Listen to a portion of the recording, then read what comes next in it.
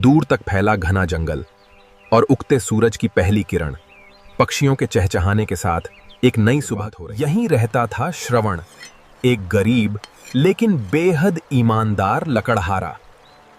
अपनी पुरानी कुल्हाड़ी थामे वो हर रोज की तरह जंगल की गहराई में निकल पड़ा। चलते चलते वह नदी के किनारे एक ऊंचे पेड़ के पास पहुंचा। जंगल की शांति में अब बस कुल्हाड़ी के चलने की आवाज गूंज रही थी। श्रवण पूरी ताकत से पेड़ पर वार कर रहा था और लकड़ी हवा में उड़ रही। श्रवण के थके हुए चेहरे पर पसीना था, लेकिन उसकी आंखों में अटूट संकल्प। उसके हर प्रहार के पीछे अपने भूखे परिवार का पेट पालने की तड़प साफ दिख रही। अचानक अनहोनी घटी। सूखी लकड़ी पर प्रहार करते ही कुल्हाड़ी का लोहे वाला हिस्सा हत्थे समय जैसे ठहर सा गया।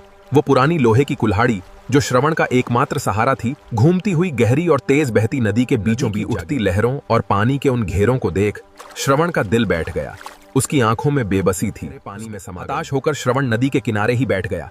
अपने चेहरे को हाथों में छिपाकर वो फूट फूट कर रोने लगा, क्योंकि अब उसके पास मेहनत करने का कोई साधन नहीं। अचानक नदी का पानी एक जादुई सुनहरी रोशनी से जगमगा उठा।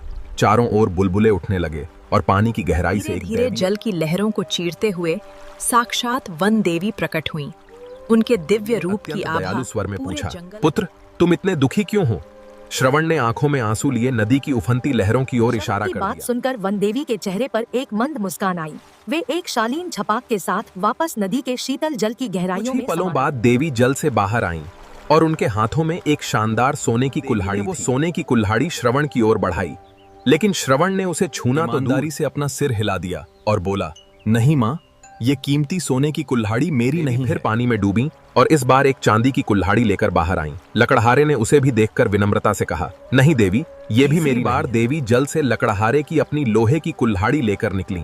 उसे देखते ही लकड़हारा खुशी से झूम उठा और बोला, हाँ देवी, यही मेरी कुल्हाड़ी है। देवी लकड़हारे की ईमानदारी से अत्यंत प्रसन्न हुई। उन्होंने उपहार स्वरूप उसे सोने और चांदी की दोनों कुल्हाड़ियां भेंट कर दी और उसे आशीर्वाद दिया।